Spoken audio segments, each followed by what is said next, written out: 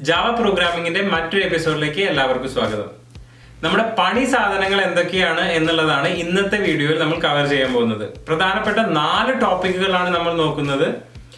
എന്താണ് JVM, JRE, JDK തമ്മിലുള്ള വ്യത്യാസം, JDK നമുക്ക് എങ്ങനെ ഇൻസ്റ്റാൾ ചെയ്യാം, നമ്മുടെ ഫസ്റ്റ് ജാവ പ്രോഗ്രാം എങ്ങനെ എഴുതാം, അതുപോലെ തന്നെ എന്താണ് IDEs, ഏതെല്ലാമാണ് ഫേമസ് ആയിട്ടുള്ള IDEs.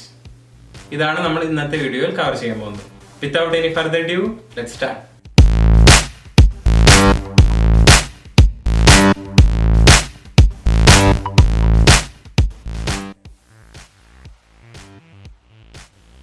JVM, JRE, JDK ഇവ എന്താണെന്ന് മനസ്സിലാക്കുന്നതിന് മുമ്പ് ഒരു സോഴ്സ് കോഡിന്റെ വർക്ക് ഫ്ലോ എന്താണെന്ന് നമുക്ക് മനസ്സിലാക്കാം. ജാവയിൽ എഴുതിയിട്ടുള്ള പ്രോഗ്രാമുകൾ .java ഫയൽ എക്സ്റ്റൻഷനിലാണ് സേവ് ആവുന്നത്. ഇതിനെ നമുക്ക് സോഴ്സ് കോഡ് എന്ന് വിളിക്കാം. നമ്മുടെ കമ്പൈലർ ഈ സോഴ്സ് കോഡിനെ ബൈറ്റ് കോഡ് ആക്കിയിട്ട് മാറ്റുന്നു. ഈ ബൈറ്റ് കോഡിന്റെ ഫയൽ എക്സ്റ്റൻഷൻ .class ആണ്. ഈ ബൈറ്റ് കോഡുകളാണ് JVM ൽ റൺ ചെയ്യാൻ പറ്റുന്നത്. ഇവിടെ നോക്കിയാൽ മനസ്സിലാവും, ഓരോ ഓപ്പറേറ്റിംഗ് സിസ്റ്റത്തിനും അതിൻ്റെതായിട്ടുള്ള JVMകൾ ഉണ്ട്. ഈ JVM ബൈറ്റ് കോഡുകളെ മെഷീൻ ഇൻസ്ട്രക്ഷൻസ് ആക്കി മാറ്റും. ഇവിടെ നോക്കിയാൽ മനസ്സിലാവും, ഓരോ ഓപ്പറേറ്റിംഗ് സിസ്റ്റത്തിനും JVM ഡിഫറെന്റ് ആണ്. കോഡ് എവിടെ എഴുതിയാലും ബൈറ്റ് കോഡിനെ ഏത് ഓപ്പറേറ്റിംഗ് സിസ്റ്റത്തിൽ നമുക്ക് റൺ ചെയ്യാൻ പറ്റും. അങ്ങനെയാണ് ഇത് പ്ലാറ്റ്ഫോം ഇൻഡിപെൻഡന്റ് ആകുന്നത്.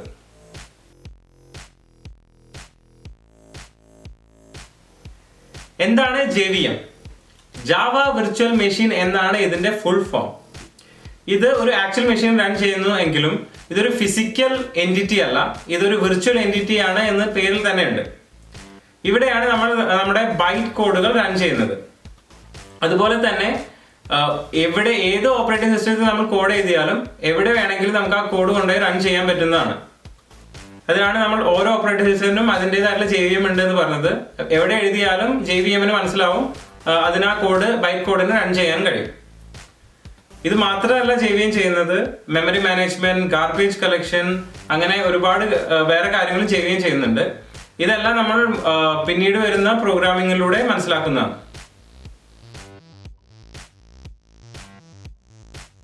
എന്താണ് JRE അഥവാ ജാവ റൺ ടൈം എൻവയോൺമെന്റ് എന്നാണ് നോക്കാം. JVMഉം അതിനോട് കൂടി പ്രധാനപ്പെട്ട എല്ലാ ലൈബ്രറീസും ഇൻക്ലൂഡ് ചെയ്താണ് JRE ഉണ്ടാക്കിയിട്ടുള്ളത്. നമ്മൾ എഴുതിയിട്ടുള്ള ജാവ പ്രോഗ്രാമുകളെ റൺ ചെയ്യാൻ വേണ്ട മിനിമം റിക്വയർമെന്റ് ആണ് JRE. ഇതൊരു സോഫ്റ്റ്വെയർ ലെയറിനെയാണ് മിമിക് ചെയ്യുന്നത്.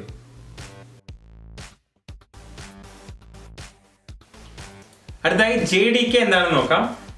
ജാവ ഡെവലപ്മെന്റ് കിറ്റ് എന്നാണ് JDKയുടെ ഫുൾ ഫോം. പേര് പറയുന്നത് പോലെ തന്നെ ഒരു ജാവ പ്രോഗ്രാം എഴുതുന്നതിനും റൺ ചെയ്യുന്നതിനും വേണ്ടിയുള്ള എല്ലാ സെറ്റപ്പോടും കൂടിയിട്ടുള്ള ഒരു കിറ്റ് ആണ് JDK. Compiler, debugger, Java dock, അങ്ങനെ എല്ലാം തന്നെ ഇതിൻ്റെ ഉള്ളിൽ ഉണ്ടാവും. ഇത് പല ഫ്ലേവേഴ്സിൽ അവൈലബിൾ ആണ്. Standard edition, enterprise edition, micro edition, ഇങ്ങനെ പല വേരിയൻസിൽ ഇത് അവൈലബിൾ ആണ്. ഇതൊരു പ്ലാറ്റ്ഫോം സ്പെസിഫിക് ടൂൾ ആണ്. അതായത് ഓരോ ഓപ്പറേറ്റിംഗ് സിസ്റ്റത്തിനും അതിൻ്റെതായിട്ടുള്ള JDK ഉണ്ട്.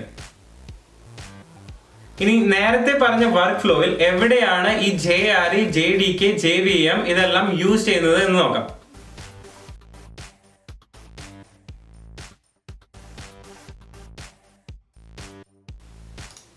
കളർ കോഡിംഗ് നോക്കിക്കഴിഞ്ഞാൽ മനസ്സിലാവും, കമ്പൈലർ JDKയുടെ ഭാഗമാണ്. നമ്മുടെ ബൈറ്റ് കോഡുകൾ റൺ ചെയ്യുന്നത് റൺ ടൈം എൻവയോൺമെന്റിലാണ്. അതിന്റെ ഉള്ളിലാണ് JVM ഉള്ളത്.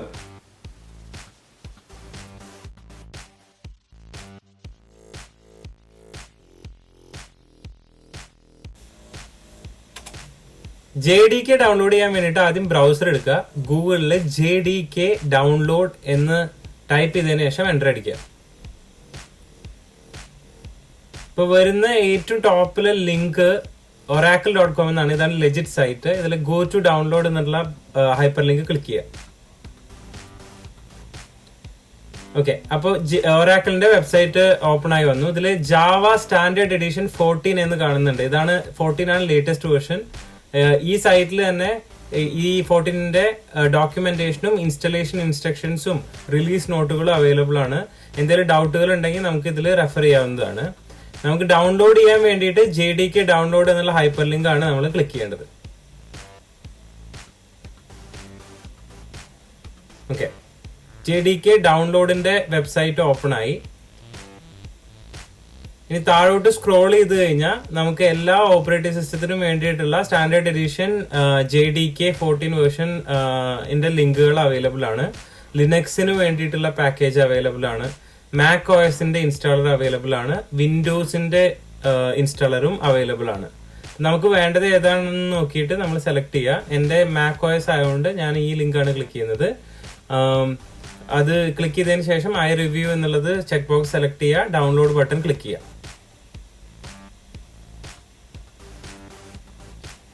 ഇപ്പൊ എവിടെ സേവ് ചെയ്യണമെന്ന് ചോദിച്ചിട്ടുണ്ട്. എൻ്റെ ഡൗൺലോഡ് ഫോൾഡറിൽ തന്നെയാണ് ഞാൻ സേവ് ചെയ്യുന്നത്.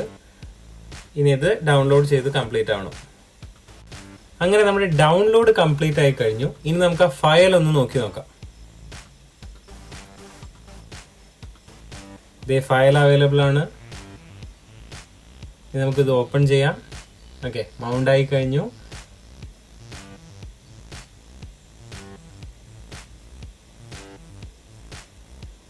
ഓക്കെ, ഇൻസ്റ്റാളർ ഓപ്പൺ ആയി. ഇനി ജസ്റ്റ് കണ്ടിന്യൂ അടിക്കുക. ഓക്കെ, ഇൻസ്റ്റാൾ അമർത്തുക. ഇപ്പൊ നമ്മളോട് യൂസർ നെയിം പാസ്വേഡും ചോദിക്കുക. അപ്പൊ അത് എൻ്റർ ചെയ്ത് കൊടുക്കുക.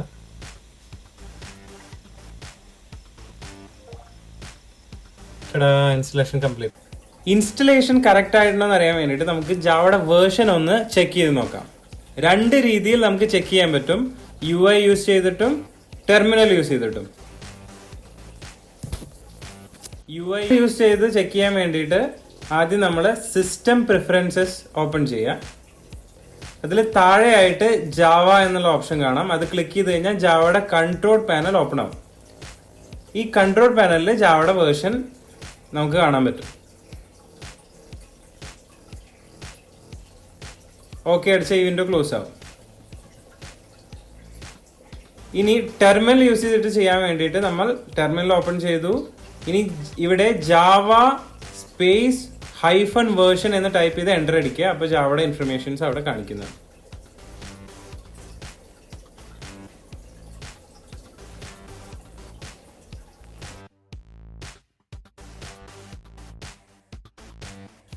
ഓക്കെ, ജാവയൊക്കെ ഇൻസ്റ്റാൾ ചെയ്തു. ഇനി നമുക്ക് ആദ്യത്തെ പ്രോഗ്രാം എഴുതണ്ടേ? പ്രോഗ്രാം എഴുതാനായിട്ട് ആദ്യമായിട്ട് ടെക്സ്റ്റ് എഡിറ്റർ ഓപ്പൺ ചെയ്യുക. ഓക്കെ, ഞാനിവിടെ ഡെസ്ക്ടോപ്പിൽ പ്രോഗ്രാം എന്ന് പറഞ്ഞിട്ടുള്ള ഒരു ഫോൾഡർ ക്രിയേറ്റ് ചെയ്ത് വെച്ചിട്ടുണ്ടായിരുന്നു. അതിൻ്റെ ഉള്ളിലാണ് നമ്മൾ കോഡ് എഴുതാൻ പോകുന്നത്. ആ പ്രോഗ്രാം ഫോൾഡർ ക്രിയേറ്റ് ചെയ്തു, ന്യൂ ഡോക്യുമെന്റ് ക്ലിക്ക് ചെയ്തു.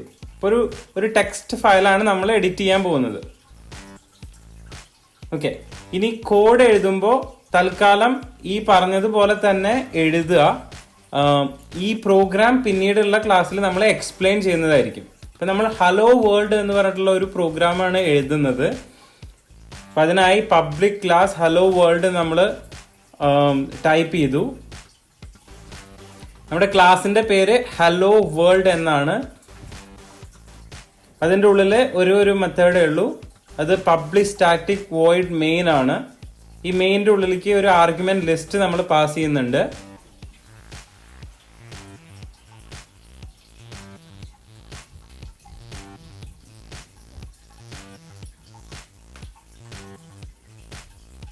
ഇനി മെയിൻ്റെ ഉള്ളിലുള്ള ഫംഗ്ഷനാലിറ്റി നമുക്ക് എഴുതാം. നമ്മളൊരു ടെക്സ്റ്റ് പ്രിന്റ് ചെയ്യുക എന്നുള്ളതാണ് ഈ മെയിൻ ഫംഗ്ഷന്റെ ഉദ്ദേശം. അപ്പം അതിനായി നമ്മൾ system.out.println എന്നുള്ള ഒരു ഫംഗ്ഷനാണ് നമ്മൾ യൂസ് ചെയ്യുന്നത്. അതിൻ്റെ ഉള്ളിലേക്കാണ് നമ്മളൊരു സ്ട്രിങ് പാസ് ചെയ്ത് കൊടുക്കുന്നത്.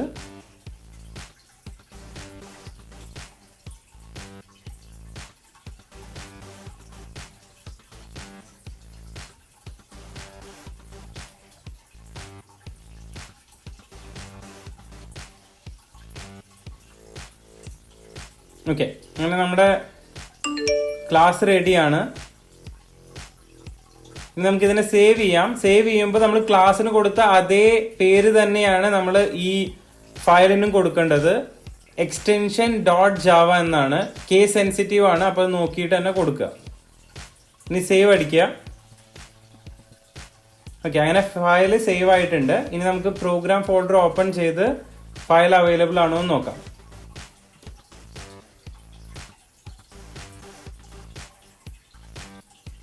ഫയൽ റെഡിയാണ്, പ്രോഗ്രാം ഫോൾഡറിൽ അവൈലബിൾ ആണ്, helloworld.java. ഇത് ക്ലാസിന്റെ പേരും ഫയലിന്റെ പേരും സെയിം ആണ്. അതേ കേസ് തന്നെ നമ്മൾ കൊടുക്കണം. ഇതിൽ എച്ചും ഡബ്ല്യു നമ്മൾ ക്യാപിറ്റൽ ലെറ്റർ കൊടുത്തിട്ട് അതേപോലെ തന്നെ കൊടുക്കണം. ഇനി ഇതിനെ റൺ ചെയ്യുന്നതിന് വേണ്ടിയിട്ട് നമുക്ക് ടെർമിനൽ ഓപ്പൺ ചെയ്യണം. ടെർമിനൽ നമുക്കൊന്ന് ക്ലിയർ ചെയ്യാം.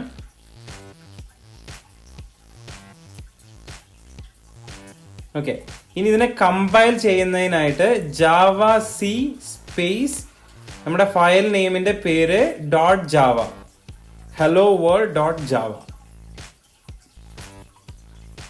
ഇപ്പൊ കമ്പൈൽ ചെയ്തപ്പോൾ ഒരു ക്ലാസ് ഫയൽ ക്രിയേറ്റ് ആയി. ഇതാണ് നമ്മുടെ ബൈറ്റ് കോഡ്. ഇനി ഈ ബൈറ്റ് കോഡിനെയാണ് നമ്മൾ റൺ ചെയ്യുന്നത്. അപ്പൊ അതുകൊണ്ട് നമ്മൾ റൺ ചെയ്യാൻ വേണ്ടി ജാവ സ്പേസ് ഹലോ വേൾഡ് എന്ന് മാത്രം കൊടുത്താൽ മതി. എക്സ്റ്റൻഷൻ കൊടുക്കേണ്ട ആവശ്യമില്ല.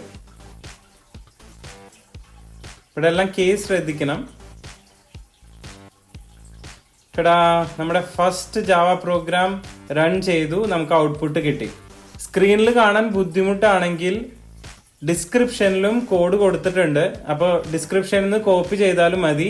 കോഡിനെ കുറിച്ച് കൂടുതൽ വറീഡ് ആവേണ്ട ആവശ്യമില്ല. വരുന്ന ക്ലാസ്സുകളിൽ ഇത് എന്താണ് ഈ പബ്ലിക് ക്ലാസ് എന്നും എന്താണ് മെയിൻ മെത്തേഡ് എന്നും നമ്മൾ എക്സ്പ്ലെയിൻ ചെയ്യുന്നതായിരിക്കും. അതുകൊണ്ട് ടെൻസ്ഡ് ആവണ്ട. ജസ്റ്റ് കോപ്പി പേസ്റ്റ് അടിച്ചു കഴിഞ്ഞാലും കുഴപ്പമില്ല. നമുക്ക് ജാവ വർക്ക് ചെയ്യുന്നുണ്ടോ ഇല്ലേ എന്നുള്ളത് മാത്രം അറിഞ്ഞാൽ മതി.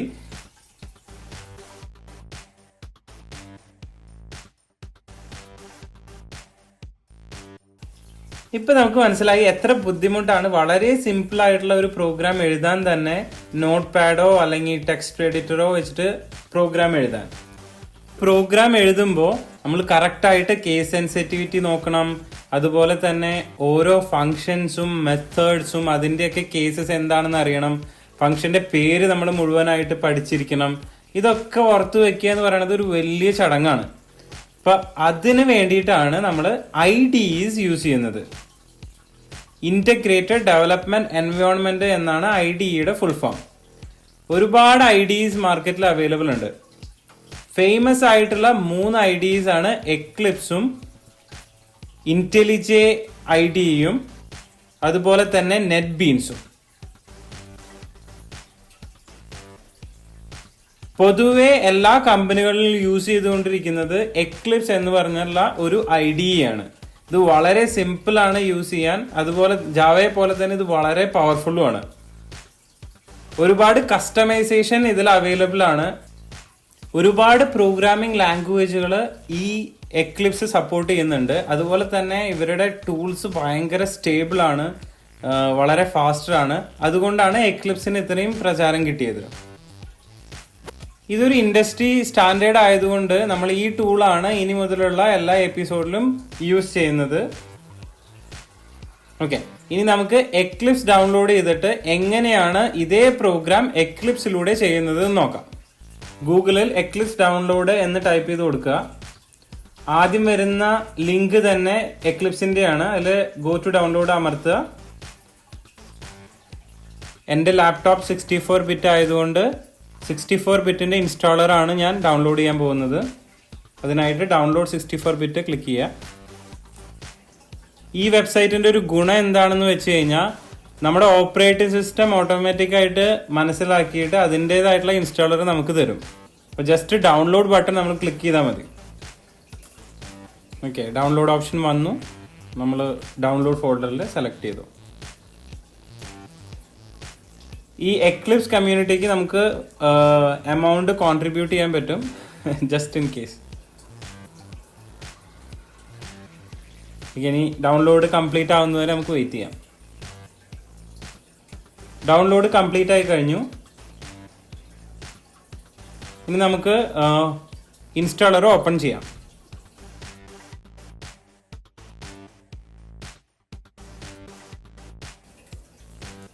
ഇൻസ്റ്റാളർ ഓപ്പൺ ആയി വരുന്നുണ്ട്. അത് ലോഡ് ചെയ്തുകൊണ്ടിരിക്കുകയാണ്.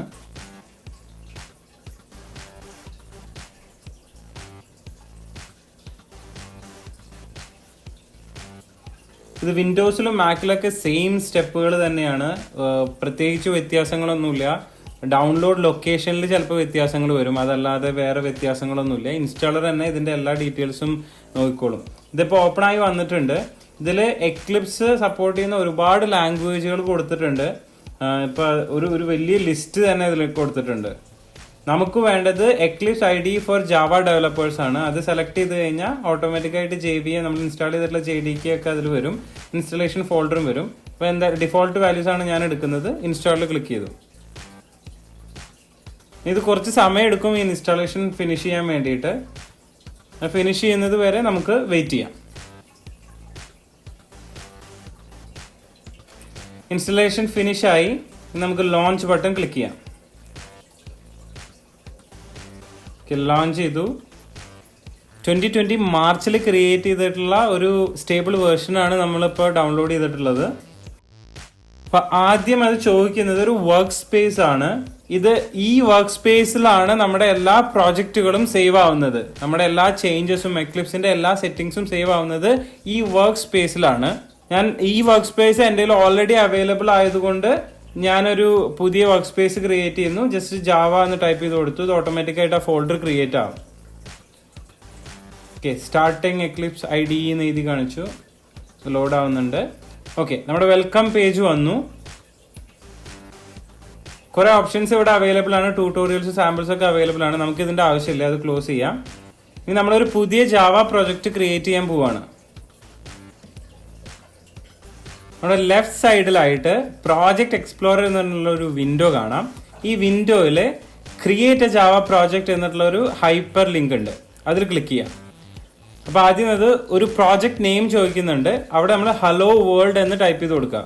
H&W ക്യാപ്സ് ആണ് കൊടുക്കുന്നത്. സെയിം നമ്മൾ നോട്ട് പാഡിൽ ചെയ്ത അതേ സംഗതിയാണ് ഇവിടെയും കൊടുക്കുന്നത്. ഫിനിഷ് ചെയ്യുക. ഒരു മൊഡ്യൂൾ നെയിം ചോദിക്കുന്നുണ്ട്. ഈ സ്റ്റെപ്പ് നമുക്ക് ഇഗ്നോർ ചെയ്യാവുന്നതാണ്. ഇതൊരു മേവൻ കോൺഫിഗറേഷൻ ഉള്ളതുകൊണ്ടാണ് ഈ സ്റ്റെപ്പ് ചോദിക്കുന്നത്. ഇത് നമുക്ക് ഇഗ്നോർ ചെയ്യാം. ഈ ഫയൽ ഞാൻ പിന്നീട് ഡിലീറ്റ് ചെയ്യും.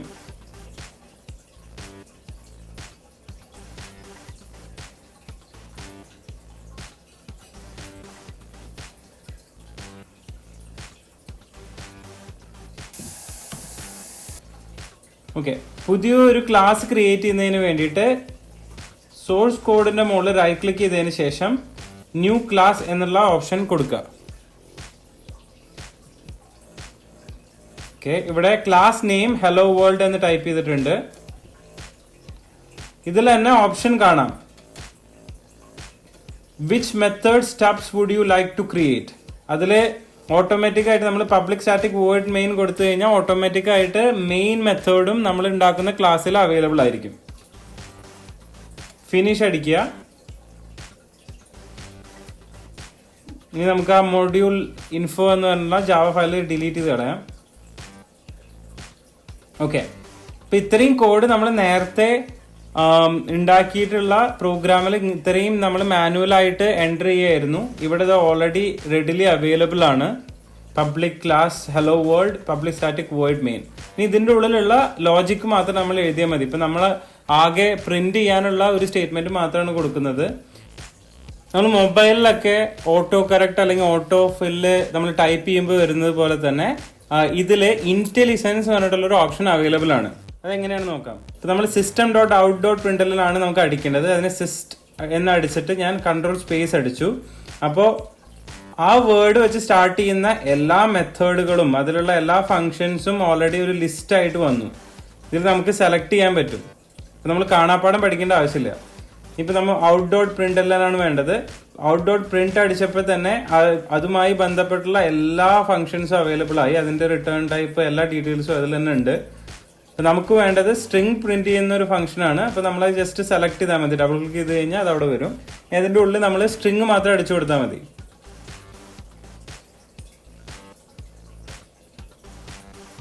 ഇതിന്റെ ഉള്ളില് this is my first Eclipse project എന്ന് ടൈപ്പ് ചെയ്ത് കൊടുക്കാം. ഇനി സേവ് ചെയ്യുന്നതിന് വേണ്ടിയിട്ട് കമാൻഡ് എസ് അല്ലെങ്കിൽ കൺട്രോൾ എസ് ടൈപ്പ് ചെയ്യുക. ഇനി റൺ ചെയ്യാൻ വേണ്ടി റൈറ്റ് ക്ലിക്ക് അമർത്തുക. റൺ ആസ് ജാവ ആപ്ലിക്കേഷൻ എന്നുള്ള ഓപ്ഷൻ സെലക്ട് ചെയ്യുക. ഇപ്പോൾ താഴത്ത് കൺസോളിൽ നമ്മുടെ ഔട്ട്പുട്ട് പ്രിന്റ് ആയിട്ട് വന്നു.